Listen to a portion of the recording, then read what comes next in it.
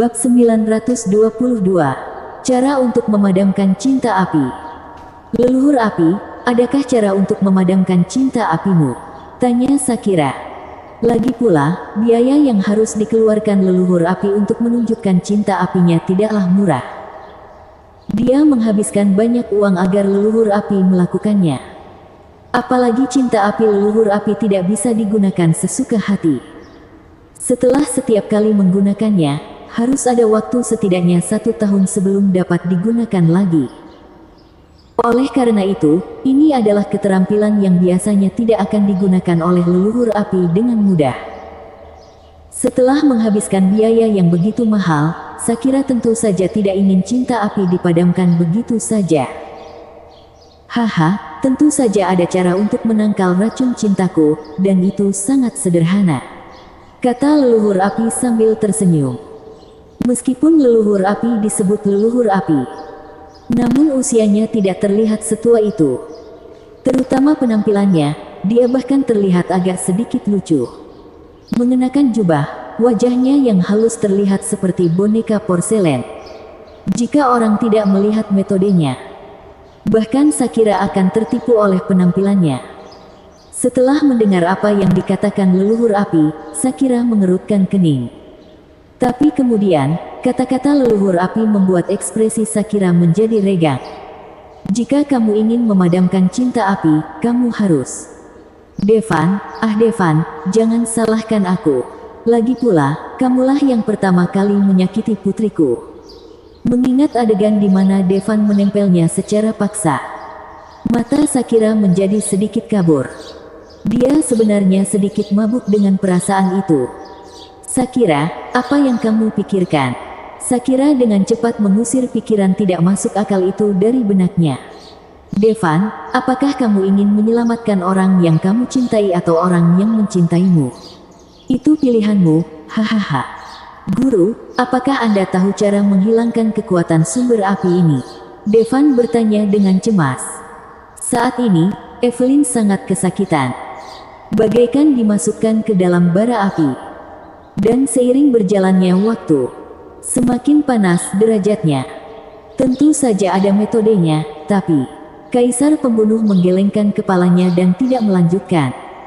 Guru, jika ada cara, tolong beritahu aku. Bahkan jika itu adalah lautan pedang dan api, aku akan menyelamatkan Kak Evelyn, kata Devan dengan sungguh-sungguh. Hei, caranya sebenarnya tidak sulit. Tapi jika kamu menyelamatkannya, kamu harus berkorban. Kaisar Pembunuh menghela nafas. Apa yang perlu dikorbankan? Bahkan nyawaku pun akan dilakukan. Devan tidak akan pernah membiarkan Evelyn mati. Devan, jika kamu harus menggunakan hidupmu untuk menyelamatkanku, aku lebih baik mati. Cinta api di tubuh Evelyn menjadi semakin kuat. Jika bukan karena begitu Dewi Agung yang mencoba segala cara untuk membantu menekannya. Dikhawatir saat ini, dia pasti telah terbakar menjadi abu. Memang benar nyawa manusia dibutuhkan, tapi itu bukan nyawamu, kata Kaisar Pembunuh. Guru, tolong berhenti bersikap sok. Nak, biarpun aku memberitahumu, tidak ada yang bisa kamu lakukan. Kaisar Pembunuh menggelengkan kepalanya dan menghela nafas. Guru, tolong beritahu saya. Devan berkata dengan tegas. Baiklah, ini adalah hukum kosmik yang sangat langka, dirancang khusus untuk membunuh kekasihmu. Semakin kamu mencintai Evelyn, semakin kuat cinta itu akan membara. Sudah kubilang waktu itu, jangan kembalikan wanita itu. Jika wanita itu dikembalikan, mereka pasti telah mengekstrak sisa zatmu dari tubuhnya, dan kemudian menggunakan ini untuk mengaktifkan aturan. Setelah itu, wanita pertama yang kamu cintai akan dibakar oleh cinta api, kata Kaisar Pembunuh. Guru, apa maksudmu, Shakira? Ekspresi Devan menjadi gelap. Itu benar. Aku akan pergi ke Imperial Makmur sekarang. Devan memiliki niat membunuh di matanya. Wanita itu, jika dia menyerangnya secara langsung, dia tidak akan begitu marah. Namun dia berani menyerang kekasihnya. Itu berarti mencerai kematian. Bahkan jika kamu menemukannya sekarang, itu akan sia-sia. hanya ada satu cara untuk memadamkan cinta api, dan itu adalah dengan membiarkan seorang wanita yang cukup mencintaimu menanggung cinta api untuknya. Kaisar pembunuh menghela nafas. Seorang wanita yang mencintai Devan untuk menanggung cinta api untuk Evelyn. Setelah mendengarkan kata-kata Kaisar pembunuh, Devan tercengang. Lalu, guru, apa yang akan terjadi pada mereka yang menanggung cinta api? Devan bertanya. Kaisar pembunuh, mati karena cinta api. Devan benar-benar tercengang. Jika dia harus menanggung cinta api ini, dia tidak akan ragu sama sekali. Namun, jika dia ingin wanita yang mencintainya menanggungnya, bagaimana dia bisa melakukannya? Nak, menyerahlah, kamu tidak bisa menyelamatkannya. Kaisar pembunuh menepuk bahu Devan.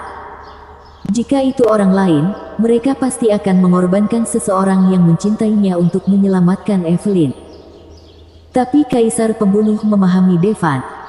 Devan tidak mungkin melakukan itu. Devan, tidak apa-apa. Aku sangat senang menjadi wanitamu. Kuharap aku bisa bertemu denganmu lagi di kehidupan selanjutnya, kata Evelyn sambil menangis. Tapi air mata yang dia keluarkan sebelum jatuh, air mata itu sudah dikukus hingga kering karena suhu tinggi. Berapa banyak waktu yang kamu punya, Kak Evelyn? Devan bertanya. Kaisar pembunuh benar dalam tebakannya. Biarkan dia mengorbankan wanita yang mencintainya untuk menyelamatkan Evelyn. Dia benar-benar tidak bisa melakukannya. Terlebih lagi, dia tidak mengetahui sejauh mana cinta yang cukup. Paling lama 3 hari, kata Kaisar pembunuh. 3 hari, mata Evelyn menunjukkan keengganan yang mendalam. Sangat sulit baginya untuk bersama Devan. Tidak ada yang bisa menghentikannya lagi. Sayangnya, hanya tersisa 3 hari lagi. Untungnya, dia sudah memiliki Devan selama sebulan. Devan, maukah kamu mengajakku jalan-jalan? Evelyn mengulurkan tangannya ke arah Ye Chen. Baik, Devan meraih tangan Evelyn. Namun, saat Devan memegang tangan Evelyn, cinta api Evelyn tiba-tiba menjadi lebih kuat. Devan sangat ketakutan sehingga dia segera melepaskannya. Seperti yang kubilang, semakin kamu mencintainya, semakin kuat cinta apinya. Oleh karena itu, selama periode ini, kamu tidak boleh melakukan kontak fisik apapun, apalagi, jika tidak, dia akan langsung terbakar sampai mati. Kaisar pembunuh berkata dengan sungguh-sungguh. Kak Evelyn, kamu ingin pergi kemana? Devan tidak bisa menyentuh Evelyn, dan dia bahkan tidak berani mendekati Evelyn, karena itu akan membuat cinta apinya semakin kuat. Devan, apakah kamu masih ingat pertama kali kita bertemu? Aku ingin pergi dan melihatnya lagi, kata Evelyn sambil tersenyum. Meski kesakitan, dia sengaja tidak menunjukkannya. Saat ini, dia terbakar seperti ribuan api. Tapi dia tidak ingin membuat Devan sedih. Oke, aku akan membawamu ke sana. Devan membungkus Evelyn dengan energi magis, dan tubuh mereka menghilang seketika. Tidak ada seorang pun di ruangan itu yang berbicara. Tidak menyangka akan seperti ini hasilnya. Awalnya, semua wanita iri pada Evelyn. Lagi pula, tidak pernah ada seorang wanita pun bisa tinggal bersama Devan selama sebulan. Tapi karena Devan tidak bersama mereka, dia justru menyelamatkan nyawa mereka. Sebab, wanita pertama yang berhubungan seks dengan Devan akan terbakar cinta api. Tentu saja, itu pasti wanita yang dicintai Devan. Jika dia tidak terbakar oleh cinta api, itu berarti Devan tidak mencintainya sama sekali, dan itu bahkan lebih menyedihkan. Kaisar pembunuh senior, bagaimana aku bisa menahan cinta api untuk Evelyn? Pada saat ini, sebuah suara tiba-tiba terdengar. Bersambung. Bab 923 Bitinia akan balik kampung untuk menikah. Saat suara itu terdengar, semua orang menoleh. Bitinialah yang berbicara. Mengapa kamu menanyakan hal ini? Kaisar pembunuh memandang Bitinia dengan heran. Aku ingin menanggung cinta api untuk Evelyn, kata Bitinia ringan. Tahukah kamu apa konsekuensi dari melakukan ini? Kaisar pembunuh bertanya. Aku tahu, senior, kamu baru saja mengatakan bahwa aku akan mati terbakar oleh cinta api. Bitinia menjawab. Kalau begitu kamu masih. Aku tidak ingin Tuan menderita seperti itu. Nona Evelyn adalah wanita kesayangan Tuan. Jawab Bitinia masih tenang. Kata-kata Bitinia membuat semua orang tercengang. Meskipun mereka sangat mencintai Devan. Tapi, jika mereka diminta mengorbankan diri untuk menyelamatkan Evelyn, mereka masih belum bisa melakukannya. Bagi Devan, mereka mungkin bisa melewati api dan air. Tapi Evelyn, omong-omong, dia masih merupakan saingan cinta mereka. Jika Evelyn pergi, semakin banyak cinta yang bisa mereka bagikan. Namun Bitinia sebenarnya rela menanggung cinta apinya untuk Evelyn. Nak, pesona apa yang bisa membuat seorang wanita melakukan ini untukmu? Pada saat ini, bahkan Kaisar Pembunuh pun merasa ingin menangis. Sayangnya, dia hanyalah hantu dan tidak bisa menangis sama sekali. Kaisar Pembunuh Senior, tolong beritahu saya, apa yang harus saya lakukan? Tanya Bitinia. Tidak, bahkan jika kamu ingin berkorban untuk Evelyn, kamu harus mendapatkan persetujuan Devan. Terlebih lagi, kamu juga kekasihnya, dan dia tidak akan mengizinkanmu melakukan ini. Kaisar Pembunuh menolak.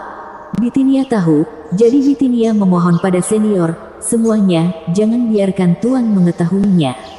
Bitinia berkata dengan lembut, tidak, aku tidak bisa melakukan ini. Kaisar Pembunuh masih menggelengkan kepalanya. Melihat ini, Bitinia mengeluarkan belati dan menaruhnya di lehernya. Senior, jika kamu tidak setuju dengan Bitinia, Bitinia akan menyerahkan nyawanya dengan sia-sia. Bitinia menekankan belati itu dengan keras ke lehernya, dan di leher putihnya sudah terlihat bekas warna merah cerah yang meluap.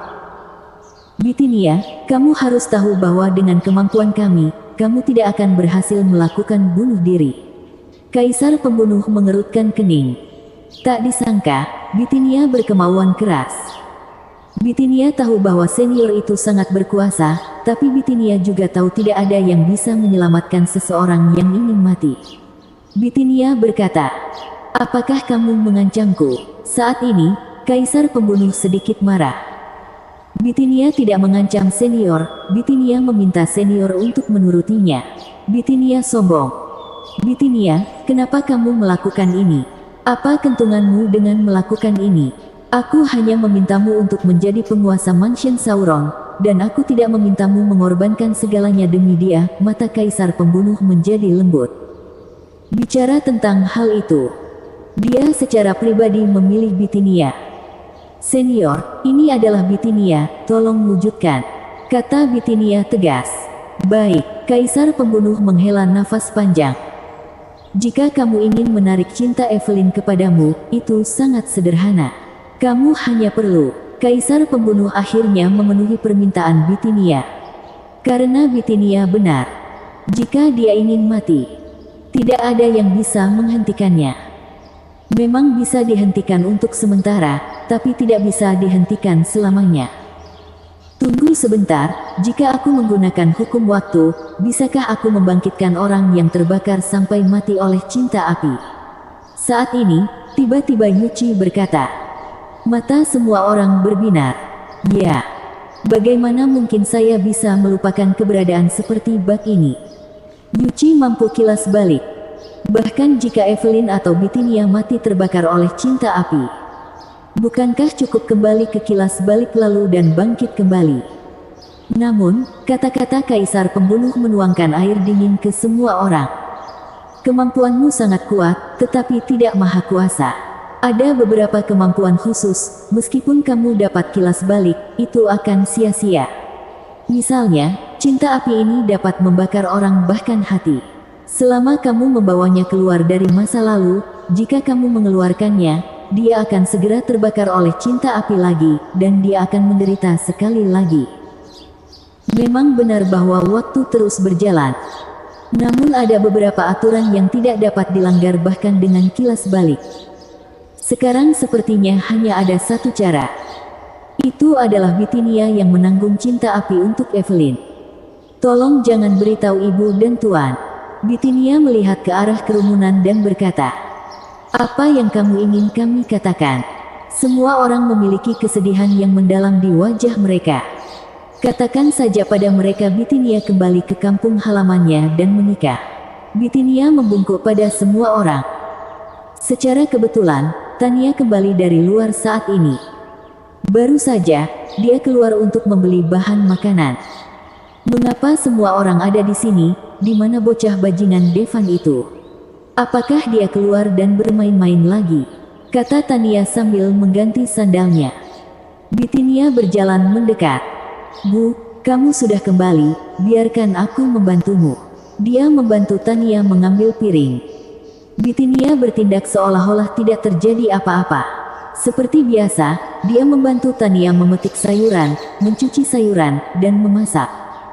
Makan, kenapa kamu tidak makan? Bitinia dan aku merebus ini selama beberapa jam.